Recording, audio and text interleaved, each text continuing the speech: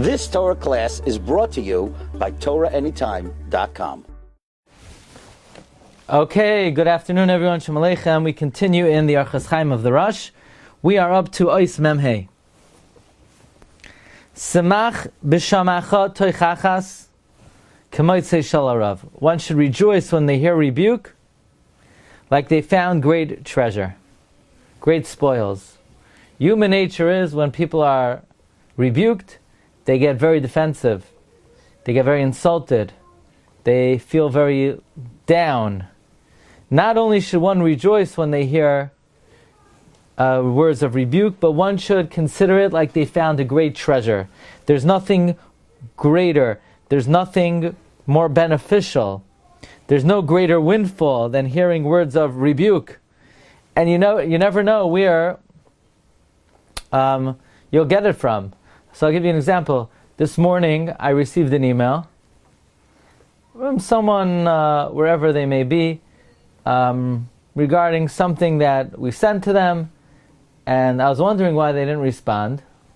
Whatever, we try to help somebody out, and finally they responded that they're sorry for the delayed response, but they had accepted upon themselves to learn uninterrupted, so they didn't check their messages for quite a while. So the person wasn't giving me rebuke, but I took it as rebuke. That, yeah, a person, when they learn, they should learn uninterrupted without checking any messages until they're completely finished. So if a person receives rebuke in any form, they should rejoice. It's a great gift from Shamayim to receive rebuke. It's a hatzlacha, it's a treasure. The proper response is that when somebody rebukes a wise person, they will love you. Because a wise person recognizes, understands, appreciates that there's nothing more valuable than correction, than rebuke. And that should be our reaction when we receive rebuke. You know, nowadays there's a common refrain, no, Rabbi, I want you to uplift me. I want you to elevate me. But chas v'shalom, I don't want to be rebuked. But the right attitude is that we should desire rebuke. Ki toiva toichachas megula me'ahava mesusaras. So this can be translated in various ways. One way to translate it is, better to receive open rebuke. The Rosh is translating it. It is good to receive open rebuke when it emanates from a hidden love.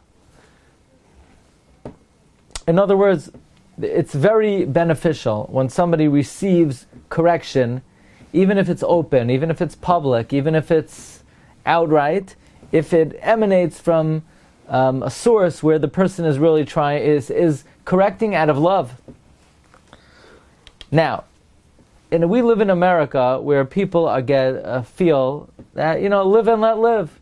Okay, I don't look at my phone by davening. The guy next to me does, and I mind my own business, and he'll take care of his own business. I don't have to say anything because it just makes me uncomfortable to tell somebody to put away their phone. It makes me feel uncomfortable to tell somebody not to talk by davening. So I'm going to daven, and everybody should do what they're comfortable with. No, don't think that by rebuking somebody is going to make your life have more stress than it needs to. Nobody wants stress. Everybody's afraid of having stress. I can't do that. It's too much stress. Pal, get over it. Stress is good. You got to deal with stress. If you need to tell somebody something, just say it. And don't think it will cause you stress, just the opposite. It will be sweet. It will be pleasant for the one who gives rebuke. In fact, Rabbi Chaim in his commentary on the Orchos Chaim, Hasam Orchosav, he cites the Medrash and Mishlei, that somebody who gives rebuke brings upon himself bracha. And in the Medrash Tanchuma, it says someone who rebukes their friend, he takes brachos. Shenemar u'l'maychicham yinoim. Not only that, and also the one who receives rebuke. If he accepts upon himself and he retracts, he also receives bracha. Shenemar va'aleim tavai bracha berchas tov. Okay, that's ois Mem Hey. Let's do Ois Mem Vav. Tchilas ma'asecha habeit soifam. At the very beginning of your actions, gaze ahead in the distance of what the end will be. In Masechta Tamid Daf Lamed Beis, it says, Eizehu chacham harayas hanoilad. Who is wise? Someone who sees the repercussion. However, this is not only an attribute of a chacham, but this should be the avodah of everyone. Everyone needs to try to figure out, I know what I'm doing now, but what will the result be? Like it says in Avos, Rabbi Yochanan Zakkai told his Talmidim, go out and see Ezehi derech toiva. What is the good path? Reb Shimon says, harayas hanoilad. So this is just a good approach in life, always to consider the final repercussions of one's actions. Now, we had the zechus recently to go to Cleveland, and I had the privilege to meet the Rosh Yeshiva, Rav Aaron David Goldberg, who wrote this commentary, the Orchos on the Rosh. I also had the zechus to meet the daughter of Rav Elia Meir Blach, Rebbetzin Barkin. So here we have the words of Rav Elia Meir Blach in his eulogy for his father in the Shir Das, on these words, Haroya es hanoilad. And he says as follows, we usually understand Ezehu chacham Haroya es hanoilad, somebody who understands what the final repercussions of one's actions are. However, Rav Elia Meir Blach points out the madrega of his father, that it's more than just understanding and recognizing what the repercussions will be, but haroyes hanoilad, where you see it before your mind's eye. Everybody could sort of figure out what the repercussions will be, but those repercussions do not impact a person's decision, because when a person wants to do something right now and the taiva is staring them in the face, it's very hard to overcome it based on something will be in the future. The madrega, says Rav Elia Meir, of his father he was royes hanoilad. He saw the repercussions right in front of his eyes, and that affected his decision in the here and the now.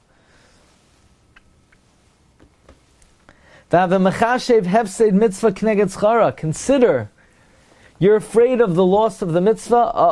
If I learn an extra hour a day, I'm going to make less money. If I give this tzedakah, it's going to deplete my savings. But evaluate it, keneged schara. You have to weigh it against the reward that you'll receive for doing the mitzvah. Uschar avera keneged afseda. Evaluate the reward.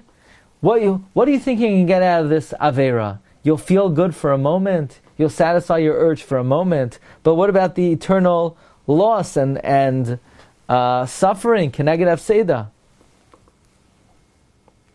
The Mishnah Navai says, Parak Beis Mishnah Aleph, Rabbi Omer, what is the derech yeshara that a person should choose? Have a mechashev hefseid mitzvah keneged schara. So it's not just a maila toiva. It's not just an attribute. It's the derech hayashar. It's the straight path. Being straight means to evaluate. Okay, this avera will get you some instant gratification, but what are you going to have to incur? What will you incur because of that? The Mesilas Yesharim calls this Mishkal HaChasidus. That the Mesilas Yesharim says Chasidus, true piety, is not what the right thing to do right now. Let's say you have a mitzvah you could jump on right now, but maybe somebody will be ultimately insulted. So you have to evaluate that. That all goes into the calculations and that all goes into the equation. And the Rosh ends off, Ki hachacham eina b'roshai. A smart man has eyes in his head. Rav Goldberg cites the well-known story of the Brisker Rav who said about his father, Reb Chaim, that Reb Chaim saw so far in advance. Reb Chaim was able to see decades in advance the ramifications of certain actions. He would be able to see the ramifications decades in advance. However, some people, they can't see so much in advance, but at least they could see what's in front of their nose. And others, said the Brisker Rav, something could be staring them in the face and they still don't see it. So that's a certain ability that one has to develop to sort of forecast what will be the result of my actions, my decisions, my approach, and if down the road it will cause a negative result. That something has to be thrown into the equation. Okay, Rabbi Say, have a wonderful day. Thanks for joining. Good to see everyone back. Bracha v'atzlacha.